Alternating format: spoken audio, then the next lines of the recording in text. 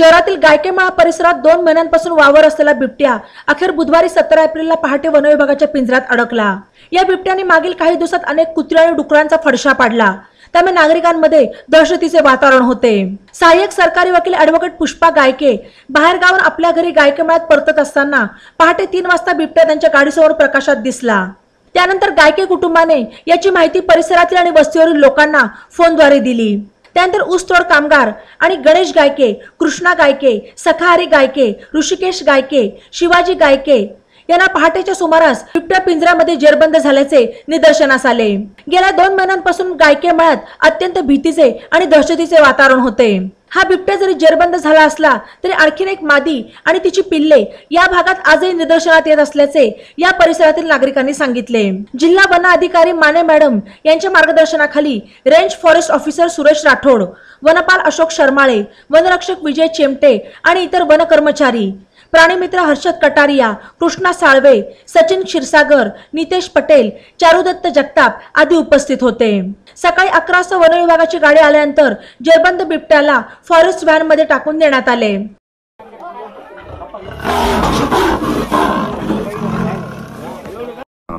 मी पुष्पा अरुण गायके, सहाय्यक सरकारी वकील, अहमदनगर। रात्री 3च्या सुमारास आम्ही एका गावावरून येत असताना आम्हाला आमच्या घराजवळ चिंचेच्या झाडाखाली बिबट्या दिसला। आम्ही 4 व्हीलर मध्ये येत होतो। 4 व्हीलर त्यांचा लाईट चमकल्यानंतर ती बिबट्या थोडासा मागे सरकला। आमची गाडी पुढे गेल्यानंतर आमच्या गाडी मागे येऊन आमच्या गेट पर्यंत आला। मी कसं बसं ते दरवाजा माझा गेट उघडलं आणि गाडी आतमध्ये घातली। त्याच्यानंतर तो बिबट्या सरळ आमच्या गेटच्या मागून जाऊन उसामध्ये त्यांनी पलायन केलं।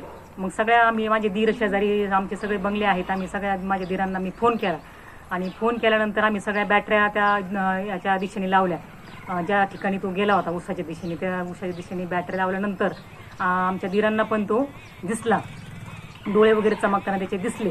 आणि त्याच्यानंतर 5:30 वाजता माझे दुसरे दीर आहे तिकडे पलीकडे राहतात त्यांचा मला फोन आला गणेश गायके म्हणून की 5:30 वाजता तो आपल्या पिंजऱ्यामध्ये अडकलेला आहे।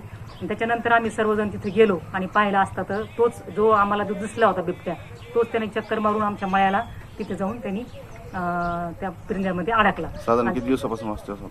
साधारण त्याचं वास्तव इथे 1.5 ते 2 महिन्यापासून असावं अशी आमची खात्री आहे, कारण आम्हाला तो आमच्या दीरांना बऱ्याच वेळेस तो दिसलेला आहे। परंतु मला काल प्रथम त्याचं दर्शन झालं आणि दर्शन झाल्यानंतर संध्याकाळी लगेच सकाळी पहाटे लगेच 4:30-5:30 वाजता तो जेरबंद झाला। मुलं आता आमचे वस्तीमध्ये इथं सगळे छोटे मुलं आहेत, त्याच्यामुळे सगळे मुलं ह्या बिबट्याच्या दहशतीने थोडेसे हादरलेले आहेत। संध्याकाळी कुणी बाहेर पडायला बघत नाही आणि आम्हाला देखील 2 व्हीलरवर कुणी आम्हाला म्हणजे येत असताना आम्हाला भीती वाटते। म्हणजे 2 व्हीलरवर आम्ही सध्या येतच नाही, प्रत्येक वेळेस आम्हाला 4 व्हीलर वापरावी लागते। त्याच्यामुळे आमची शासनाची अशी मागणी आहे किंवा वन खात्याची अशी मागणी की पुन्हा तिथं एखादा पिंजरा तिथे लावावा आणि दुसरा एक बिबट्या आहे त्याच्याबरोबर एक छोटं पिल्लू आहे ते देखील जेरबंद होणं गरजेचं आहे। आणि शाळेसाठी मुलं कशी जातात? शाळेसाठी मुलं आपल्या जीव मुठीत धरून जातात इथून। तसंच इथे काही गाड्या येतात 4 व्हीलर आपल्या शाळेच्या, त्याच्यात काही जातात, पण काही जे मोठे मुलं आहेत ते जीव मुठीत धरूनच इथून जातात। मोटरी आमच्या चालू करतात आमचे सगळे इथे गायकेमाळ्यातील सगळे आमचे दीर, तर ते मोटरी चालू करायला आता धजत नाही, कारण त्यांना अशी भीती वाटते की कधी पण बिबट्या त्यांच्यावर हल्ला करू शकतो। त्याच्यामुळे अशी आमची शासनाची मागणी आहे की पुन्हा एकदा तिथे ज्या ठिकाणी तिथं पिंजरा लावला होता त्या ठिकाणी परत पिंजरा लावण्यात यावा, म्हणजे दुसरी जो मादी आहे आणि त्याच्याबरोबर एक पिल्लू फिरत आहे ते देखील जेरबंद होईल।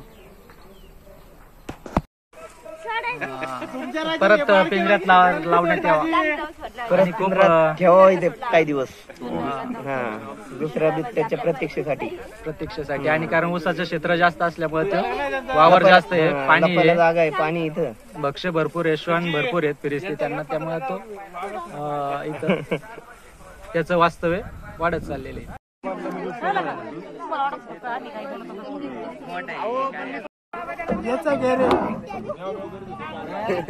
याचा बी घे, याच्यामुळे सापडलाय। सरका बरं, जरा बाजू सरका थोडं बाजू सरका ना, सरका ना थोडं। गायके साहेब थोडं बाजू सरका। हो सरका बाजूला बघा, बाजू सरका थोडं सर, महिला त्यांना।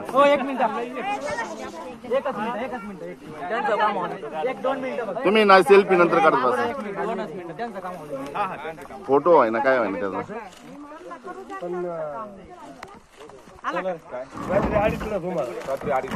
आणि ते पक्का भाभीला ओढलं आणि मी घर म्हटलं ना असं नाही सांगायचं. तुला रात्री फोनवर पाहिल्यानंतर मी म्हणलं घाबरू नको. पाठ आहे ना 5-5:30 ला कुत्रे कोंबड्या कोकल्या ना तेव्हाच ते इकडं सरकला. आणखी नसेल बरं का. हा पिल्लू आहे वाटते.